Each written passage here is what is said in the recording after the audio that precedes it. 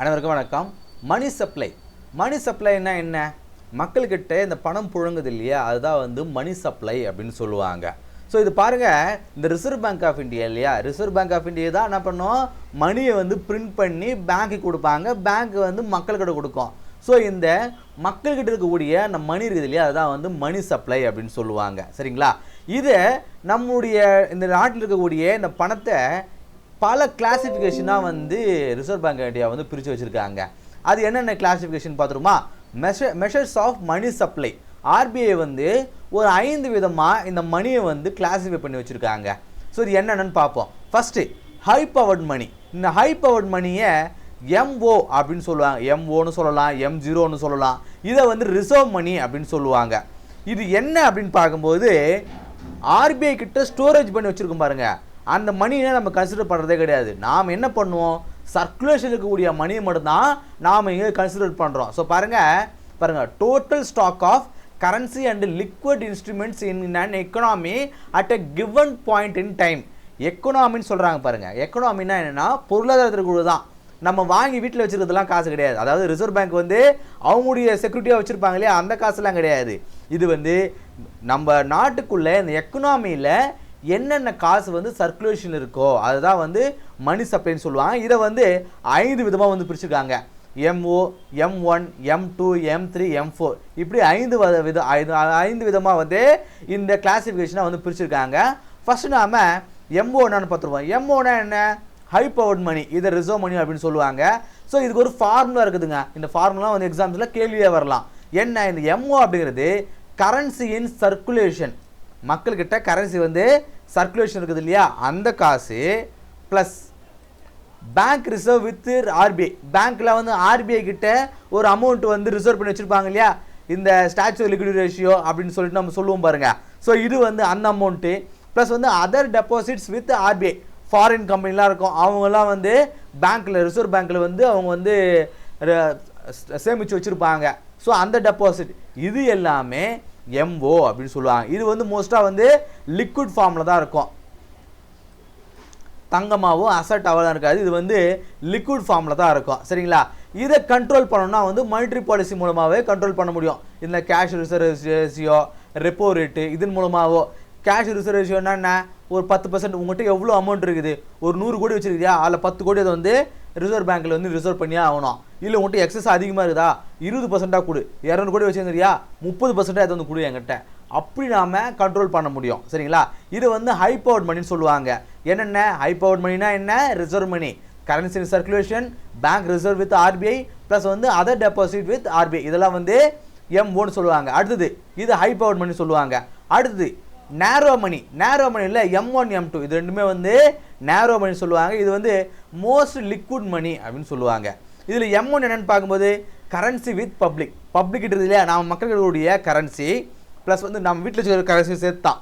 நாம் கையில் வச்சுக்கிறது, பாக்கெட்டில் வச்சுக்கிறது, வீட்டில் வச்சுக்கிறது எல்லாம் சேர்த்து தான். Currency with public, demand deposit, current and saving account. அதாவது நம்ம கையில் வச்சுருப்போம் இல்லையா அந்த காசு ப்ளஸ் வந்து நாம் பேங்க்கில் போய் வச்சுருப்போம் பாருங்க, பேங்க்கில் வந்து கரண்ட் அக்கௌண்ட்டாகவும் சேவிங் அக்கௌண்ட்டாக வச்சுருப்பாங்க பாருங்க, அந்த அமௌண்ட்டு ப்ளஸ் வந்து அதர் டெபாசிட் வித் ஆர்பிஐ.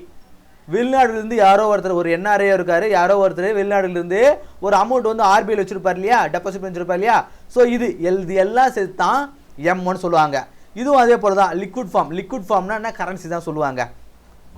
காசு வந்து அசட்டாகவும் ஒரு சொத்தாகவும் வச்சுக்கலாம், நகையாகவும் வச்சுக்கலாம், தங்கமாகவும் வச்சுக்கலாம், இல்லை வந்து கரன்சியாகவும் வச்சுக்கலாம். ஸோ லிக்விடாக இருக்குதா, அதாவது நம்மக்கிட்ட என்கிட்ட எவ்வளோ காசு இருக்குது, என்கிட்ட வந்து ஒரு 10 கோடி ரூபாய் இருக்குது, லிக்விடாக இருக்குதா அசட்டாக இருக்கான்னு சொல்லுவாங்க. லிக்விட்னா என்ன? கரன்சி தான் லிக்விட்னு சொல்லுவாங்க. அது பிறகு M2 அப்படிங்கிறது M1 ப்ளஸ் போஸ்ட் ஆஃபீஸில் இருக்கக்கூடிய சேவிங் டெபாசிட்டுங்க. இதில் M2னா என்ன? M1 இருக்கக்கூடியது எல்லாமும் ப்ளஸ் வந்து போஸ்ட் ஆஃபீஸ் இருக்கு இல்லையா, போஸ்ட் ஆஃபீஸ்லேயும் நம்ம அமௌண்ட் வந்து சேவ் பண்ணி வச்சுக்க முடியும். ஸோ இது எல்லாம் சேர்த்து தான் இந்த M2ங்க. ஸோ பாருங்கள், M1னா நான் பார்த்துட்டோம், M1னா நான் பார்த்துட்டோம், M2னா நான் பார்த்துட்டோம். ஸோ இந்த ஃபார்முலா தாங்க ரொம்ப முக்கியமானது. ஸோ இதை மட்டும் ஞாபகம் வச்சுங்க. M2னா என்ன? M1 ப்ளஸ் போஸ்ட் ஆஃபீஸில் இருக்கக்கூடிய டெபாசிட். அடுத்தது ப்ராட் மணி. இந்த ப்ராட் மணி அப்படிங்கிறது M3 ப்ளஸ் M4ங்க. இது வந்து கொஞ்சம் லிக்விட் இருக்கும் ப்ளஸ் வந்து அசட்டாகவும் இருக்கும். இது வந்து அக்ரிகேட் மணி சப்ளைன்னு சொல்லுவாங்க. இந்த M3யை அக்ரிகேட் மணி சப்ளைன்னு சொல்லுவாங்க. இதில் என்னென்னலாம் இருக்கும்? M1 இருக்கும். M1ல என்ன இருக்கும்? மக்கள்கிட்ட இருக்கிற கரன்சி, பேங்க்ல இருக்கக்கூடிய டெபாசிட், அது கரண்ட்டாக இருந்தாலும் சேவிங்ஸ் அக்கௌண்ட்டாக இருந்தாலும், ப்ளஸ் வந்து ஆர்பிஐ இருக்கக்கூடிய அதர் டெபாசிட், இது போக ப்ளஸ் வந்து டைம் டெபாசிட். டைம் டெபாசிட் என்ன? Fixed deposit. ஒரு 5 வருஷமோ 10 வருஷமோ ஒரு டெபாசிட் பண்ணிச்சிருப்பாங்க இல்லையா, இது எல்லாம் சேர்த்து தான் இந்த அக்ரிகேட் மணி சப்ளை அப்படின்றாங்க. இது வந்து காமனாக வந்து மணி சப்ளையை கண்ட்ரோல் பண்ணுறதுக்காக வச்சுருப்பாங்க. மானிட்டரி பாலிசிலாம் வந்து இதில் தான் கொண்டு வருவாங்க. அடுத்தது M4. இந்த M4ல் என்ன இருக்குன்னு பார்க்கும்போது M3 ப்ளஸ் போஸ்ட் ஆஃபீஸில் இருக்கக்கூடிய எல்லா டெபாசிட்டும். ஆனால் அது 2 மட்டும் கிடையாதுங்க. இந்த நேஷ்னல் சேவிங் சர்டிஃபிகேட்னு சொல்லுவாங்க, அதுவும் இந்த ப்ராவிடென்ட் ஃபண்ட் PPFன்னு சொல்லுவாங்க இல்லையா, பப்ளிக் ப்ராவிடென்ட் ஃபண்டு, இது இல்லாமல் இதை மட்டும் நாம் ரிமூவ் பண்ணிடணும். இதெல்லாம் கணக்கு கிடையாது. ஸோ M3 ப்ளஸ் போஸ்ட் ஆஃபீஸில் இருக்கக்கூடிய டோட்டல் டெபாசிட் ரெண்டும் சேர்ந்து தான் M4ங்க. நாம் பெரும்பாலும் எதை கொண்டு நாம் மெஷர் பண்ணுவோம், அளவிடுவோம், மக்கள்கிட்ட மணி சப்ளை எந்த அளவு இருக்குது நம்ம மெஷர் பண்ணுவோம்னா இது M3 தாங்க. எக்ஸாம்ஸில் கேள்வியாக வரலாம். இந்த சப்ளை செயினில் நாம் இந்தியாவில் கூடிய மணி சப்ளையை நம்ம எதன் மூலமாக வந்து கால்குலேட் பண்ணுவோம்? இது M3 மூலமாக தான். Aggregate money supply M1 plus time deposit. என்னென்ன M1 என்ன? இந்தியாவில் இருக்கக்கூடிய மணி சப்ளையை நம்ம எதன் மூலமாக கால்குலேட் பண்ணுவோம்?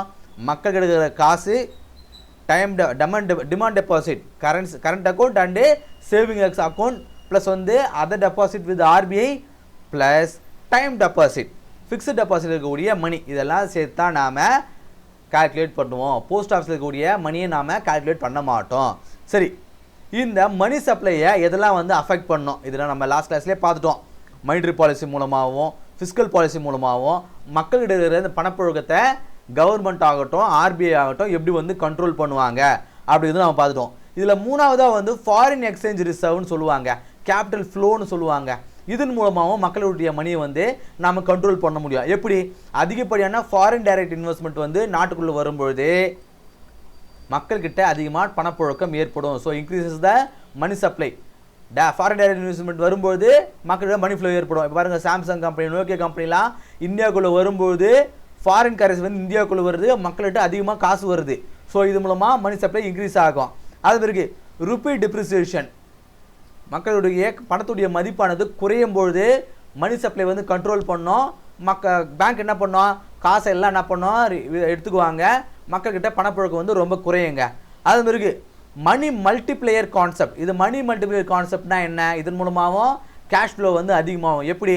இப்போது நாமெல்லாம் ஒரு பேங்க்குக்கிட்ட போய் டெபாசிட் பண்ணுறேங்க, பேங்க்கிட்ட ஒரு 100 கோடி வருது. RBI ரூல் படி நீ வந்து 10% வந்து ரிசர்வாக வச்சுட்டு மற்ற எல்லாத்தையும் வந்து லோன் கொடுக்கலான்னு சொல்கிறாங்க. அவன் என்ன பண்ணுறான்? 100 கோடியை என்ன பண்ணுறான்? 10 கோடி வச்சுட்டு மீது 90 கோடியை வட்டிகள் எல்லாருக்கிட்டையும் விடுறான். அந்த வட்டி மூலமாக அவனுக்கு நிறைய அமௌண்ட் வருது. ஸோ அவங்ககிட்ட என்ன ஆகும்? அந்த 100 கோடி அவன் 90 கோடியை மக்கள் கொடுக்குறான் இல்லையா, மக்கள்கிட்ட கொடுக்கும்போது ஆட்டோமேட்டிக்காக மணி சப்ளை அதிகமாகும். ஸோ இது வந்து மணி மல்டிப்ளேயர் கான்செப்ட்டுங்க. ஸோ மணி சப்ளை அப்படிங்கிறது reserve money into money multiplier concept. இதன் மூலமாகவும் மணி சப்ளை ஆனது அதிகமாகும். அதே போல் cash reserve ratio, statutory ratio, இதன் மூலமாகவும் மணி சப்ளையை வந்து லிமிட் பண்ண முடியும்ன்றாங்க. சரிதா? இதெல்லாம் வந்து அகைன் இன்ஃப்ளேஷன் கண்ட்ரோலில் நிறைய பார்த்துட்டோம். அப்படிங்கிறதுனால அகைன் இதை பார்த்து உங்களுடைய நேரத்தை நான் வீணடிக்க விரும்பலை. ஸோ அந்த லாஸ்ட் கிளாஸ் பார்க்காதவங்க பார்த்தீங்கன்னா இது குறித்த ஒரு பெட்டர் அண்டர்ஸ்டாண்டிங் வந்து உங்களுக்கு கிடைக்குங்க. சரிங்களா? சும்மா நீங்கள் படித்தாலே உங்களுக்கு புரியும். சரி, இப்போ வந்து ப்ராக்டிஸ் கொஷினுங்க. மேலே பார்த்தா நம்ம கிளாஸை பேஸ் பண்ணி இப்போ இருக்கக்கூடிய ப்ராக்டிஸ் கொஷினுங்க. இது நீங்கள் நல்லா அண்டர்ஸ்டாண்ட் பண்ணிக்கணும் அப்படின்னா முன்னாடி இருந்த கிளாஸை நீங்கள் பார்த்தா மட்டும் தான் அண்டர்ஸ்டாண்ட் பண்ண மட்டும் தான் இந்த கொஸ்டின் உள்ளால ஆன்சர் பண்ண முடியும். சரிங்களா? Which of the following statement regarding money supply in India is are correct? Money supply இருக்குது இல்லையா இந்தியாவில், இதை சார்ந்து கீழே கூடிய ஸ்டேட்மெண்ட்டில் இதெல்லாம் வந்து சரி. MO அப்படிங்கிறது ரிசர்வ் மணி. இது என்ன? Sum of currency in circulation, bank reserve with RBI and other deposit with RBI. MOனா என்ன? மக்கள்கிட்ட அதாவது கரன்சி வந்து சர்க்குலேஷன் இருக்குது இல்லையா பப்ளிக் கிட்ட, அந்த காசு ப்ளஸ் வந்து பேங்க் வந்து RBIயில் வந்து ரிசர்வ் பண்ணி வச்சிருக்கு இல்லையா அந்த கரன்சி, ப்ளஸ் வந்து அதர் டெபாசிட் வித் RBI. வெளிநாடு கம்பெனியில் வந்து RBIயில் வந்து ரிசர்வ் டெபாசிட் பண்ணி வச்சிருப்பாங்க இல்லையா, இதெல்லாம் சேர்த்தான் MO அப்படின்றாங்க. இது சரியா? அது பிறகு M3 அப்படிங்கிறது வந்து ப்ராட் மணிங்க. இந்த ப்ராட் மணி என்ன அப்படின்னா include demand deposit but exclude the time டெபாசிட்றாங்க. ப்ராட் மணியில் டிமாண்ட் டெபாசிட் மட்டும் இருக்கும், ஆனால் டைம் டெபாசிட் அதாவது ஃபிக்ஸ்டு டெபாசிட்டில் இன்க்ளூட் பண்ண மாட்டோம். இது சரியா? கரெக்டாக யோசிச்சு சொல்லுங்கள். இதுக்கு ஆன்சர் வந்து சரியா, இந்த ஸ்டேட்மெண்ட் வந்து சரியா அப்படிங்கிறத சொல்லுங்கள். அடுத்து, அண்ட் இன்க்ரீஸ் இந்த cash reserve ratio reduce the money supply in the economy. Cash reserve ரேஷியோவை இன்க்ரீஸ் பண்ணுறது மூலமாக எக்கனாமியில் மணி சப்ளை வந்து குறைக்க முடியும். இந்த ஸ்டேட்மெண்ட் சரியா? அடுத்து, open market operation involve the RBI buying and selling the government securities to regulate the liquidity. இந்த ஓப்பன் மார்க்கெட் ஆப்ரேஷன்ஸ் மூலம், அதாவது திறந்தவெளி சந்தையின் மூலமாக ஆர்பிஐ என்ன பண்ணோம்? Buying and selling the government security to regulate the liquidity. இந்த கவர்மெண்ட் செக்யூரிட்டியை வாங்குவது அந்த விற்பதின் மூலமாக இந்த லிக்விடிட்டியை, மக்களுடைய அந்த பணப்புழக்கத்தை ரெகுலேட் பண்ண முடியுமா? சரிங்களா? இந்த 4 ஸ்டேட்மெண்ட்டில் எதுங்க சரி? ஆப்ஷன் ஏவா, பியா, சியா, டியா? இந்த கீழே பார்க்கும்போது கரெக்ட் ஆன்சராக ராங் ஆன்சரான்றதை நீங்கள் கட்டாயம் பார்க்கணும். மேலே என்ன கேள்வி, நீங்கள் ஆன்சர் பார்க்கறது முன்னாடி கேள்வி என்ன கொடுத்துருக்காங்க, கீழே என்ன கொடுத்துருக்காங்கிறத கட்டாயம் பார்க்கணும். இது ராங் ஆன்சரோட சொல்லலாம். அதனால் இது கரெக்டா அப்படிங்கிறத பார்த்து ஏவா, பியா, சியா அப்படிங்கிறத கீழே கமெண்ட் சொல்லுங்கள். இதுக்கான சரியான ஆன்சர் என்ன அப்படிங்கிறத நம்மளுடைய டெலிகிராம் சேனல் இருக்கும். ஸோ அதோடைய பிடிஎஃப்பும் வந்து நம்மளுடைய டெலிகிராம் சேனல் இருக்கும். ஒருவேளை டெலிகிராம் சேனல் இல்லைன்னா அடுத்த நாளோ இல்லை அடுத்த நாளோ உங்களுக்கு டெலிகிராம் சேனலில் கிடைக்குங்க. கொஞ்சம் வேலையினால நான் அப்லோட் பண்ணாமல் தருவேன். ஸோ கோவப்படாமல் கொஞ்சம் பொறுமையோடு அது என்னன்றது தெரிஞ்சுக்கோங்க. சரிங்களா? இந்த கிளாஸ் உங்களுக்கு யூஸ்ஃபுல்லாக இருந்திருக்கும் அப்படின்னு நம்புகிறேன். அது கிளாஸ் சந்திப்போம். நன்றி.